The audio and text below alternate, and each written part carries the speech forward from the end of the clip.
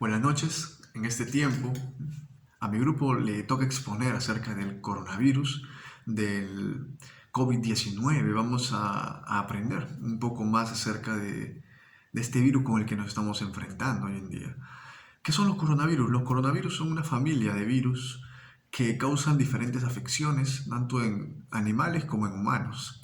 Se ha encontrado que en humanos muchos de estos coronavirus causan infecciones respiratorias que van desde un resfriado muy común hasta enfermedades mucho más graves.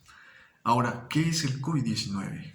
La COVID-19 es una infección, una enfermedad infecciosa causada por un coronavirus que ha sido descubierto hace poco. Y esto pues se ha convertido en una pandemia mundial, ¿no? Ha afectado a muchísimos países en todo el mundo. Ahora, ¿cómo se propaga esta COVID-19? La COVID-19 se encuentra alojada en las gotículas que botamos, por ejemplo, cuando estornudamos, o cuando hablamos, o cuando tosemos, por ejemplo. ¿No? Una persona se puede contagiar al inhalar esto que nosotros expulsamos, o las gotículas pueden quedarse también en las superficies, ¿no? Por ejemplo, en una mesa.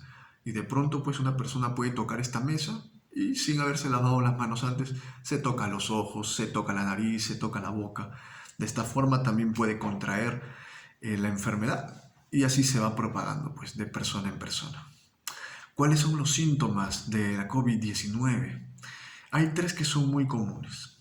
La fiebre, cuando la temperatura sube de 38, tos seca y el cansancio. Pero vamos a encontrar mucho más síntomas que se han ido descubriendo, ¿no? Por ejemplo, congestión nasal, dificultad para respirar, cefalea, dolor de cabeza, conjuntivitis, dolor de garganta, dolor de pecho, ¿no? Está la diarrea, tan común la pérdida del sentido, ¿no? Del gusto, del olfato, ¿no? Esa sensibilidad que se ha hecho tan común en este tiempo.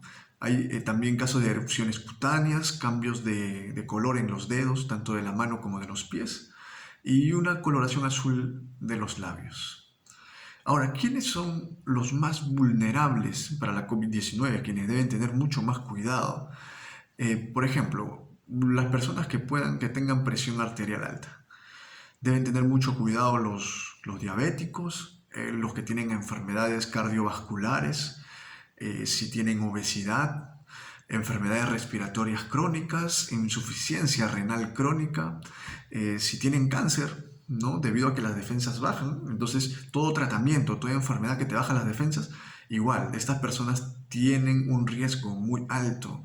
Y las personas que tienen pues más de 60 años. Ahora, ¿cómo nos podemos proteger de la COVID-19? Lo primero es el distanciamiento social, ¿no? Se ha escuchado mucho acerca de esto, ¿no? Que como mínimo debe tener un metro de distancia entre persona y persona. Es muy importante porque, como comentamos, estas gotículas, ¿no? Si bien es cierto, tiene un espesor que no permite que salga tan lejos, pero es mejor que mientras más lejos estemos, mucho mejor, ¿no? Entonces va a evitar de que haya un contagio directo. Ahora, el uso correcto de la mascarilla. Cuando hablamos del uso correcto nos referimos a que tape la boca y la nariz, porque aún hay mucha gente que usa solamente la mascarilla para taparse la boca. Entonces hay que saber de que también por la nariz podemos contagiarnos, ¿no? Hay que lavarse las manos frecuentemente, ¿no? Durante 20 segundos con jabón. Hay que cubrirse la nariz, por ejemplo, si vamos a estornudar o si vamos a toser, hay que también taparnos, ¿no? Hay que tener bastante cuidado con eso. No hay que tocarse los ojos, la nariz, la boca sin antes de habernos lavado las manos. Evitar el contacto con personas que tienen problemas respiratorios. Ahora, esto es por ellos en realidad. No saludar con la mano, ¿no? No dar besos en la mejilla, mantener limpias las superficies, botar a la basura todos los pañuelos, mascarillas desechables que usemos y protector facial en lugares pues tan concurridos como por ejemplo el transporte público, ¿no? Que hoy en día ya se ha vuelto una norma. Entonces, eso sería todo. Muchas gracias. ¿Qué tal? Buenas noches con todos. Mi nombre es José Olivares y pasaré a explicarles las diferencias entre virus y bacteria. Como ya hemos podido ver, a causa de la pandemia y en lo que refiere a coronavirus, surgen diversas dudas.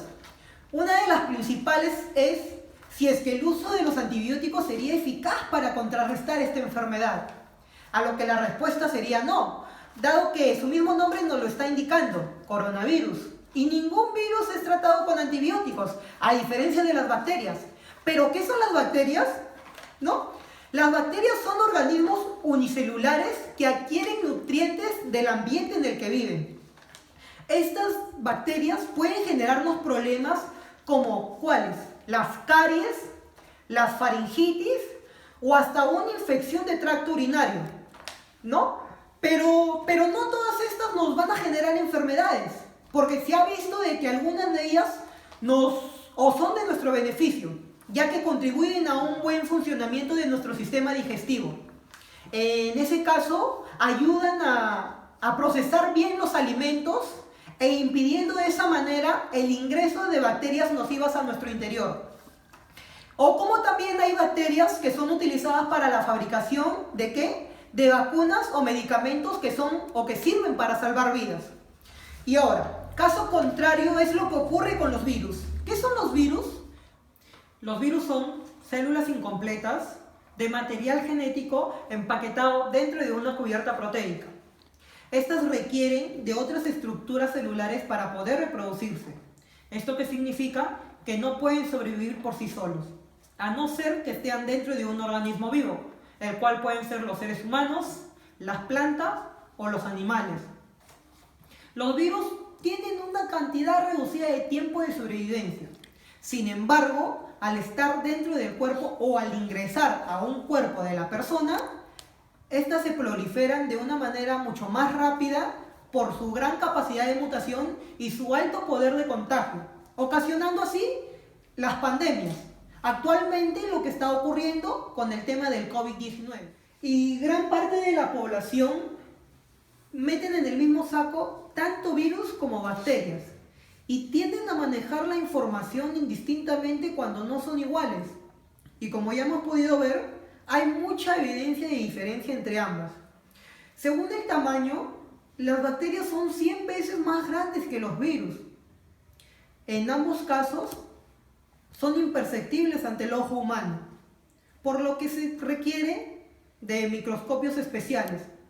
En el caso de las bacterias, hacemos uso de un microscopio óptico.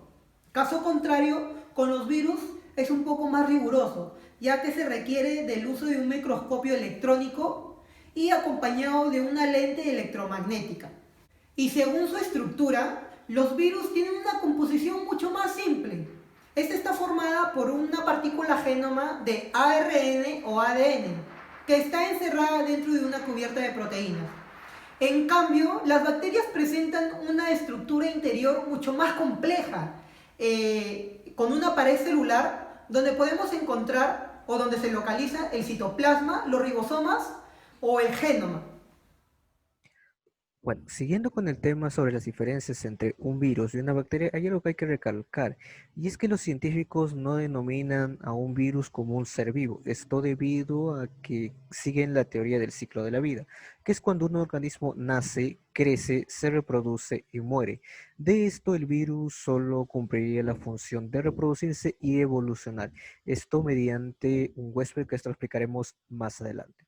Ahora, otros científicos se basan en la teoría celular, que es que básicamente todo está hecho de células. Si este fuera el caso, sí, el virus es un ser vivo. Ahora continuamos con el tema de la reproducción. En este aspecto, las bacterias hacen lo que se denomina fusión binaria. En este aspecto, el primer ADN se duplica y copia a sí mismo, creando las denominadas bacterias hijas. Esto lo hace con el fin de dividirse y reproducirse. Ahora, por otro lado tenemos al virus, que vendría a ser un agente parasitario, es decir, se aloja en un cuerpo huésped y lo reemplaza por por su propia información genética. Al cabo de unas semanas, el huésped acaba siendo enfermado y en el peor de los aspectos muerto, debido a que un virus tiene un alto nivel de mutación como de contagio.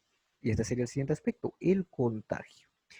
Los virus son muy contagiosos, y más por tres vías, que son respiratorio, digestivo y sexual. Por poner un ejemplo, en el aspecto respiratorio, cuando una persona con COVID tose o estornuda, libera estos agentes en un entorno o en un espacio público. Y una persona mediante la inhalación lo contrae y se almacenan en sus pulmones. Esto ocasiona futuramente una neumonía y en el peor de las circunstancias ocasiona su muerte. Es por eso que actualmente se recomienda el uso de las mascarillas, más que nada de la mascarilla quirúrgica, y es que esto tiene un proceso y un cuidado por la OMS, que es lo que más se recomienda para cuidarse, de obviamente no ser contagiados por personas que tienen ya esta enfermedad.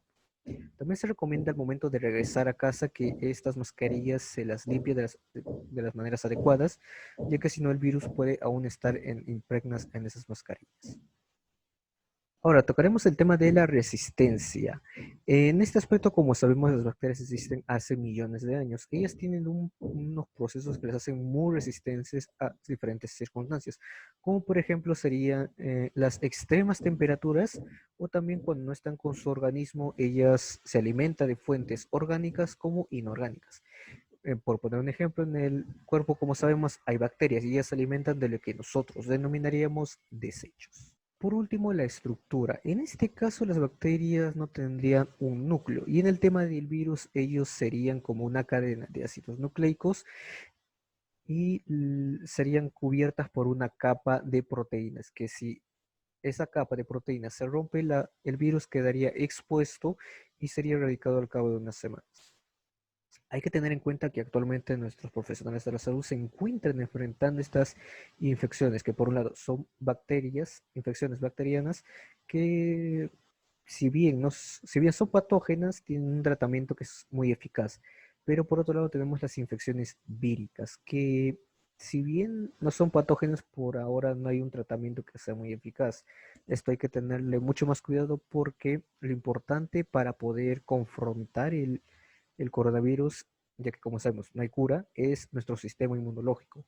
Hay que escuchar tanto las recomendaciones que nos dan noticieros sobre consumir cierto tipo de alimentos que nos ayudarán a crear anticuerpos que puedan combatir contra el coronavirus, como muchas personas ya han tenido coronavirus, ya han superado esa etapa.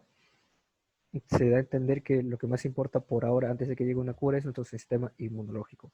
A esto también hay que agregarle que debemos también cuidar nuestra lavada de manos muy rigurosamente y lo más importante, el distanciamiento social, que es de 1 metro. Continuamos con la gripe, ¿no? O sea, ¿qué es la gripe? La gripe en sí es una enfermedad infecciosa aguda de las vías respiratorias producida por un virus, ¿no? Lo que caracteriza a la gripe es la rápida transmisión que las personas, o sea, que nosotros podemos hacer que se propague de forma muy rápida, ¿no? Este virus en sí pasa con mucha facilidad de una persona a otra a través de las gotas de saliva que puede expulsar al hablar, al toser o al estornudar, ¿no? Luego tenemos la definición del resfriado, ¿no? El resfriado común es una infección viral de la nariz y la garganta. O sea, aquí hay una infección entre las fosas nasales y también en la garganta, ¿no? Por lo general es inofensivo, aunque puede que no lo parezca, muchos tipos de virus pueden causar un resfriado común, ¿no? El resfriado es lo más común que sucede en las personas, ¿no? No es semejante a la gripe por la sintomatología que les voy a explicar más adelante en el cuadro comparativo. Luego tenemos qué es la alergia. Una alergia es una reacción de su sistema inmunitario hacia algo que no molesta a la mayoría de las demás personas. O sea, esto es una reacción que tiene cierto grupo de personas hacia algo que no molesta a la mayoría de las demás personas, ¿no? Se sabe que hay muchas personas que son alérgicas al polvo. Entonces, las reacciones que el cuerpo produce o que el sistema inmunitario produce, solo les pasa, o sea, solo eso reacciona en cierto grupo de personas, no en todos, ¿no? Quienes tienen alergias, quienes tienen alergias suelen ser sensibles a más de una cosa, ¿no? Como les comenté, alérgicos al polvo, al sol, como también al polvo, el cemento, todo eso, ¿no? O sea, hay diferentes tipos de alergias y también en diferentes niveles, ¿bien? Ya finalizando, ¿no? Un poco esta breve exposición, aquí está el cuadro comparativo, ¿no? Entre las sintomatologías más conocidas y las cuatro enfermedades que definí hace un momento, ¿no? Producidas por diferentes tipos de virus, ¿no? La fiebre en el COVID es muy rara, ¿no? Pero en la gripe es muy frecuente, al igual que en resfriado, y en la alergia nunca sucede, ¿bien? La tos en el COVID también es frecuente, en la gripe también es muy frecuente, y en el resfriado pasa lo mismo. Y en la alergia es ocasional, ¿no? Por otro lado, la fatiga, o sea, el cansancio que tiene la persona con estos síntomas o con cualquiera de estas enfermedades, en el COVID es ocasional. En cambio, en la gripe y en el resfriado sí es frecuente, ya que recordemos que hay en las vías respiratorias hay una obstrucción, ¿no? Que esto produce una fatiga y a su vez un cansancio en la persona, ya que no puede respirar con facilidad. Esto también sucede en el COVID, pero hay que recordar que no sucede, en muchos casos no sucede los primeros días que el virus se llega a incubar, ¿no? Sino pasa, puede ser de 7 días a 10 días, ¿bien? Hacia más. Luego el dolor de cabeza, el dolor de garganta y el dolor general, muchas veces en el COVID es ocasional, pero el dolor de garganta sí es muy frecuente. Eh, ah, por contrario, en la gripe, el dolor de cabeza es muy frecuente, mientras que en el resfriado es ocasional. El dolor de garganta en la gripe es ocasional y también en el resfriado. Y el dolor general, o sea, el malestar de cuerpo general, es más frecuente en la gripe. Y en el resfriado es ocasional, mientras que en la alergia es nula, ¿no? O sea, nunca sucede esto. La congestión en el COVID es frecuente, en la gripe es ocasional y en el resfriado también es ocasional, ¿no? Y aquí la duración del COVID, aquí dicen que es de 7 a 10 días, en la gripe también indican el mismo periodo, en el resfriado puede ser variable, porque se sabe que el resfriado es más leve, ¿no? Y en la alergia pueden ser semanas o también hasta días. Ahora aquí viene o sea, las diferencias que hay entre estas, ¿no? Entre la gripe, alergia, el COVID y un simple resfriado, ¿no? En sí, estos virus se propagan principalmente a través de gotas que el infectado esparce al toser, ¿no? Estornudar o quizá hablar.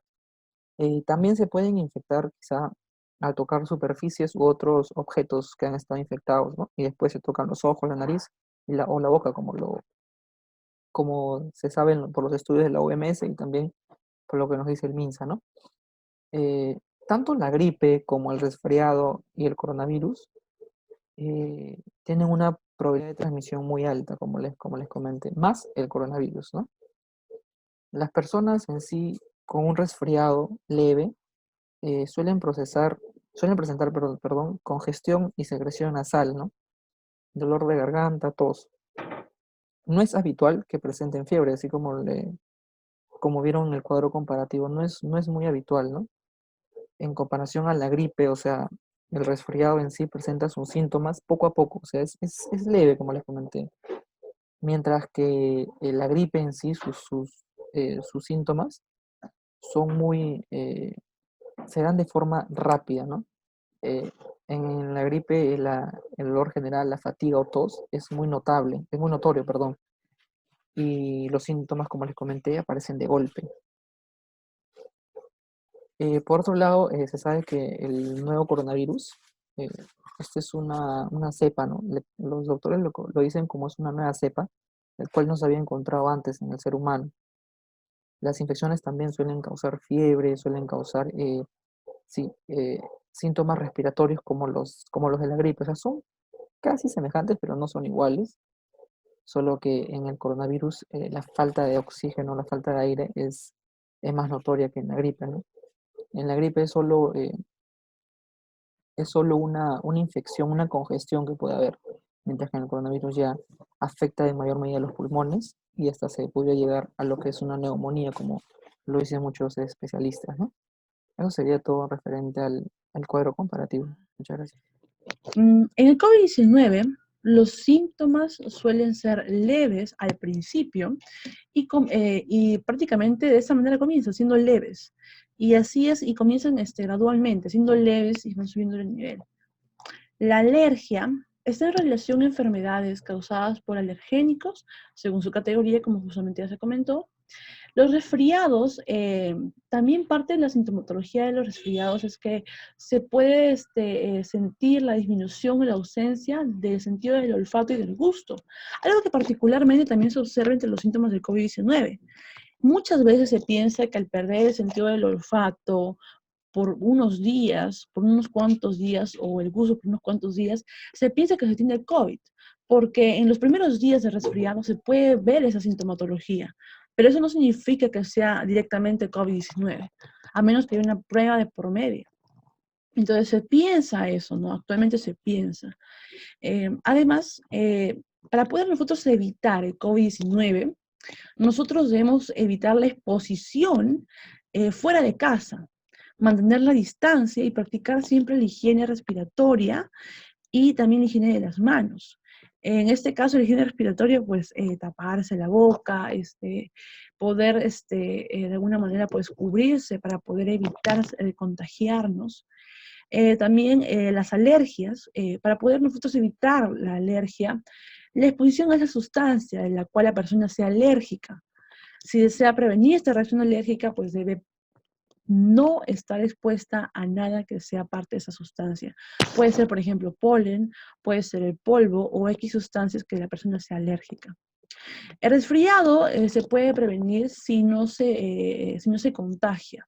Si nosotros nos lavamos las manos regularmente y evitamos estar en un lugar cerrado y evitamos estar con personas que también están resfriadas, podemos evitar que nosotros caigamos en este resfriado. Hasta el momento, en el COVID-19, no hay una cura, una vacuna específica, ni medicamentos específicos contra el COVID. No hay. Se está haciendo, sí, se está haciendo vacunas para comprobar cómo es la reacción del COVID con diferentes vacunas, diferentes medicamentos, pero todavía no hay uno claro, uno que diga esto es para el COVID. No, todavía no hay. Alergias, dentro del tratamiento se incluyen diversos fármacos para contrarrestar o compensar la reacción alérgica.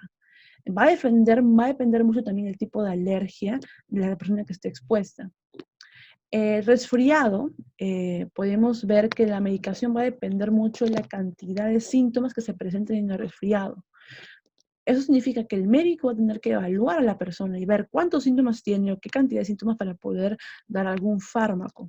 Por ello que es muy importante que en estos 3 puntos nosotros debamos saber y evaluar las diferencias, también podamos ver y comparar que realmente no podemos automedicarnos así por así y debemos siempre consultar a un médico, ¿no? En cualquiera de los 3 casos. Muchas gracias.